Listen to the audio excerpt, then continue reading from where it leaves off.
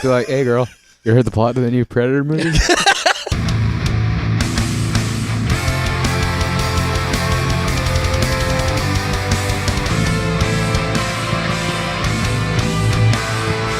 Hey, Stuvies. It's Stu, and welcome back to the Stuniverse. What we're going to be doing today is an episode of Stuvies where you guessed it, we talk about books.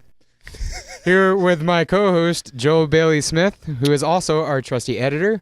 And today we have Ryan Tidwell. Yes. All right, so tell us a little bit about yourself, Ryan. I'm Ryan, from Macon, same as Joel. Hell yeah. Hung out a lot. Talked about a lot of movies. Yes, sir. And it's pretty much what I do most of the time when I'm not playing video games, watching movies. Right. So what drew you to movies? Because I know for me, I was an only child in a neighborhood with no other kids. So to entertain myself, like I remember one of my first favorite movies was like Short Circuit, was a movie that my parents could not stand. Number 5 is a lie. Yes, because I watched it every single day, which probably explains my affinity for synthesizers over the years, is the soundtracks to those. And Absolutely. like I Need a Hero was in that one.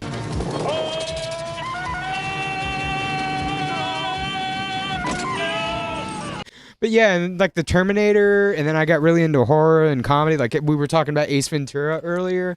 So that was I collected VHS tapes growing up. Like I had probably close to 1,000 VHS tapes that over the years we've gotten rid of, but it was a massive collection. Shit. It was actually how I bonded with my grandparents, was they would take me to video stores, because believe it or not, there was a point in time when you could buy physical copies of media.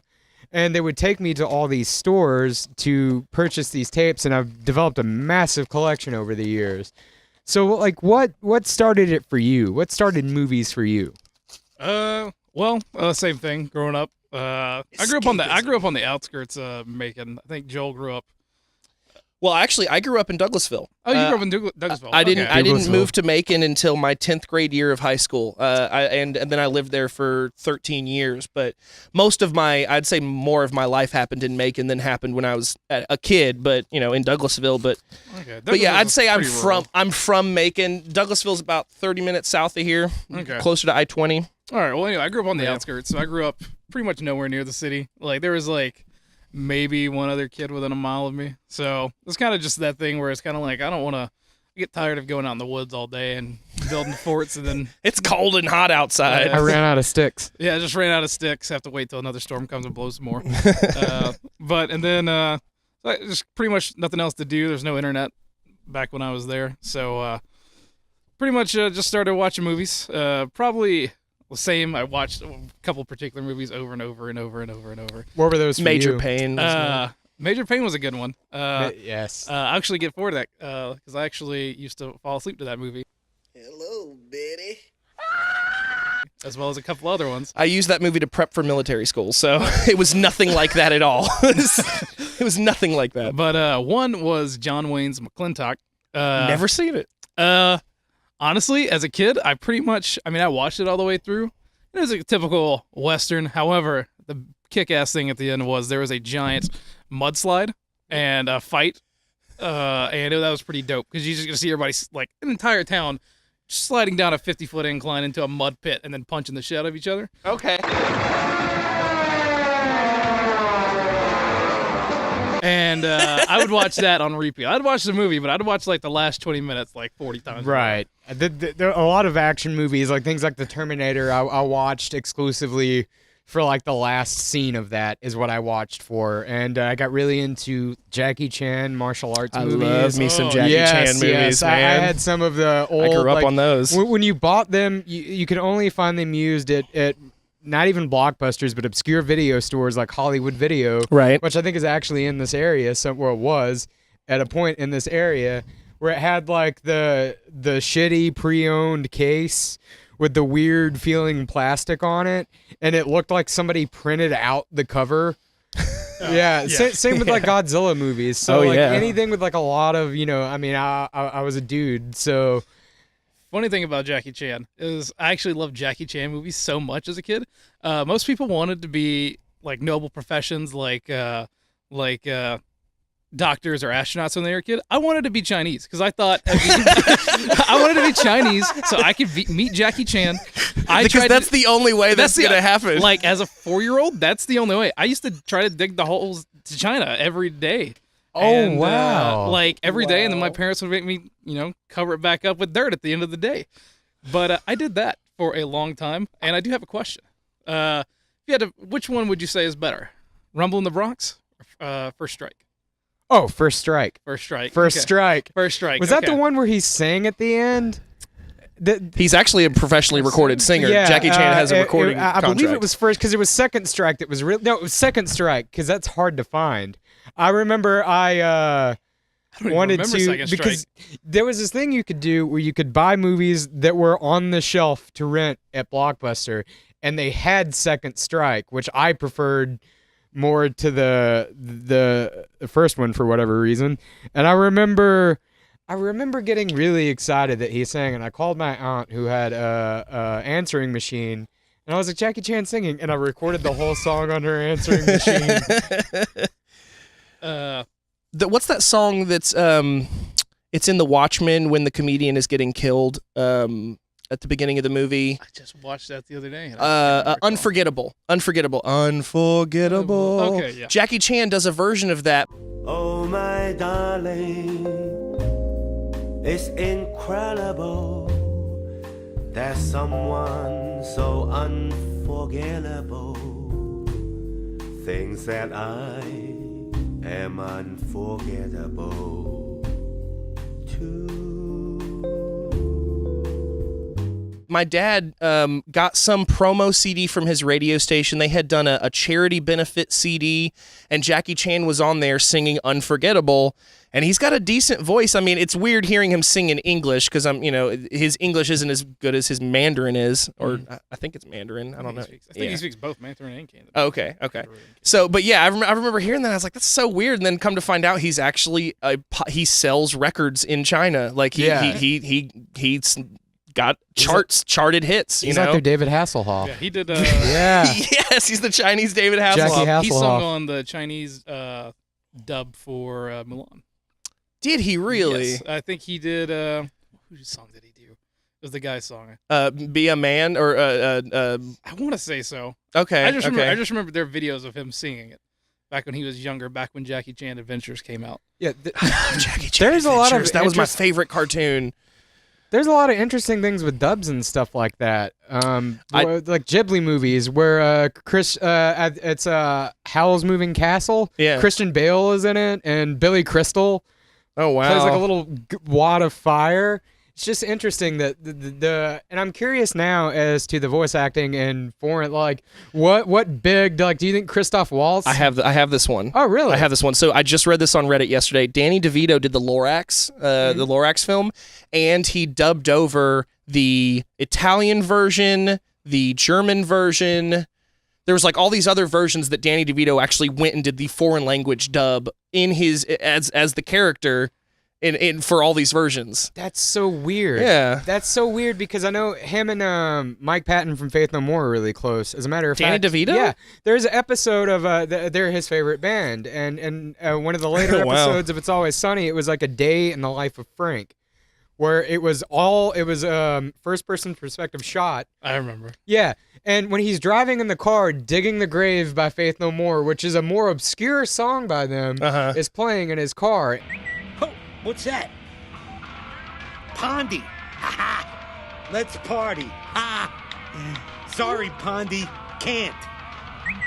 Old tits. And Mike Patton is also a multilinguist, and they hang out a lot. Like, there was a festival years ago.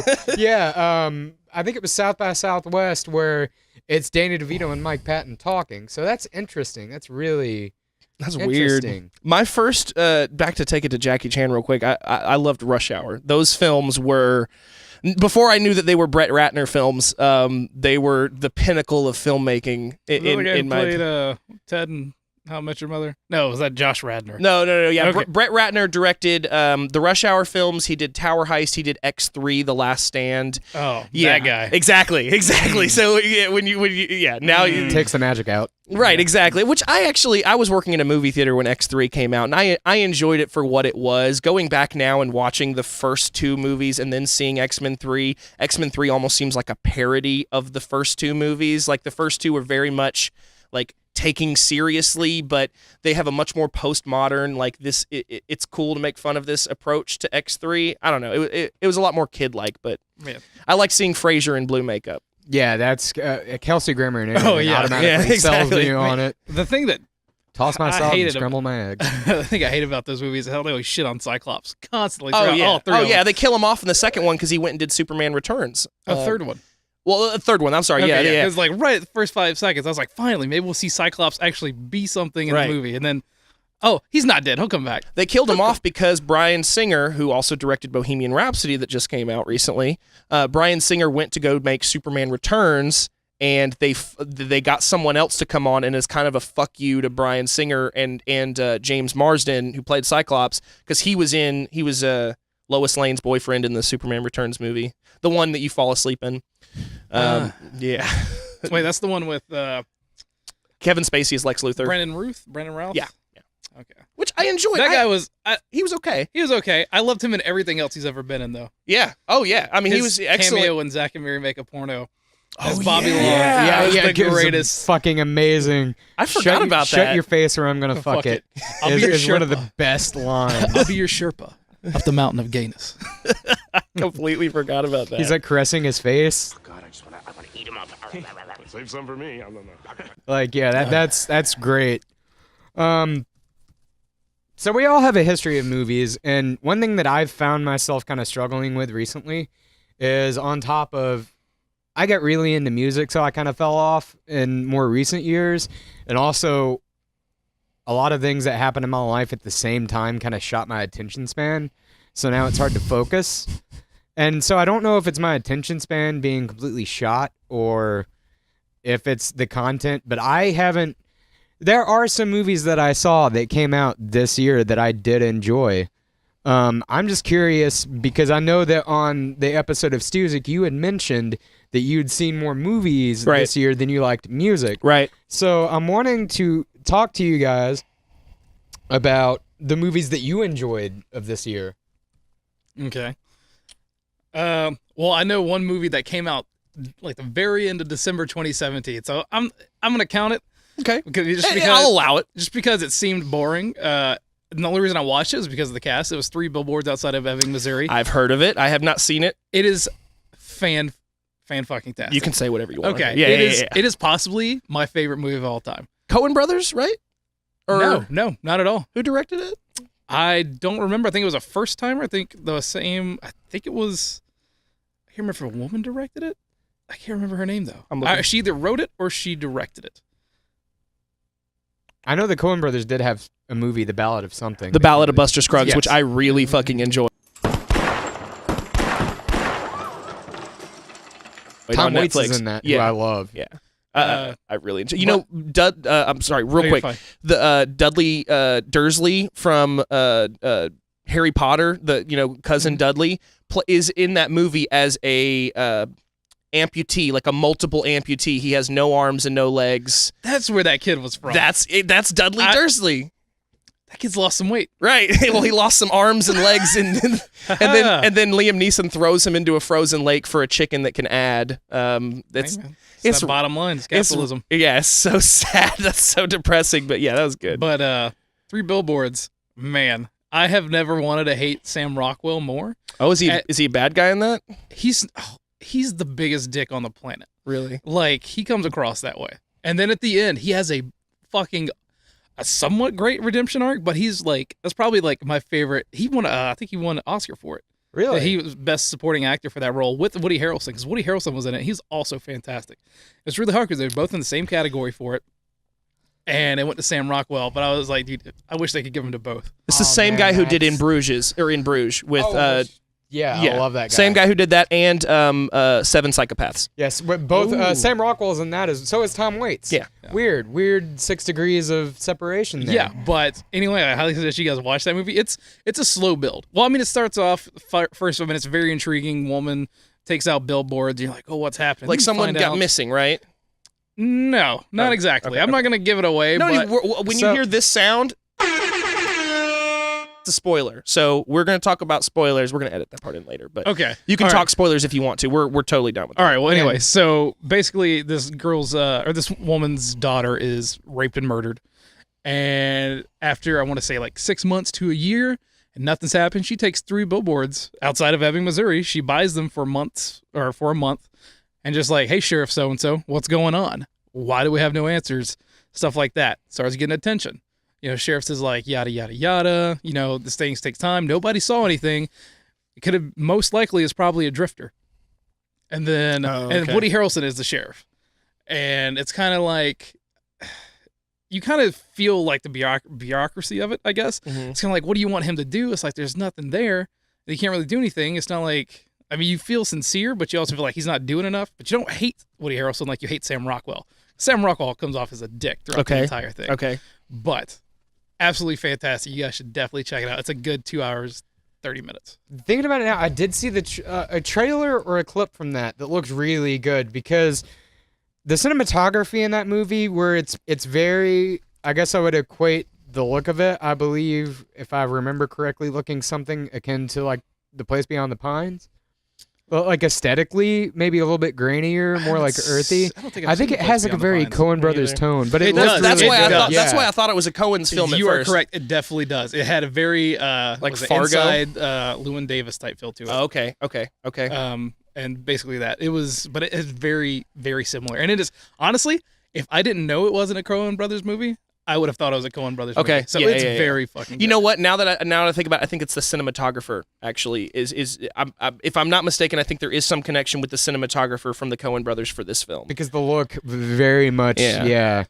That reminds me of another movie that I saw this year to tie back into Jackie Chan. Did either of y'all see The Foreigner? Yes, I did. I caught that on cable a few weeks ago. I was blown away by I was that. surprised. I was definitely surprised. Do you know about this film? I've seen a trailer for it. Jackie Chan plays an older man in America, he's in UK. He is an American. Well, he's an American immigrant, but this entire film takes place in England and the UK and in Ireland and stuff. Like Yeah, it pretty deals sure with the it's IRA. Ireland. There's an IRA bombing that kills his only daughter after his other 2 daughters had been killed while they were trying to get out of where like they were a war-torn area or something. So he lost his last daughter, but he's a ex-special forces operative, and so he goes up to was it Pierce Brosnan? Pierce Brosnan. Yeah, Pierce Brosnan. who was also really good. I hadn't seen anything Pierce Brosnan has been in for a long time.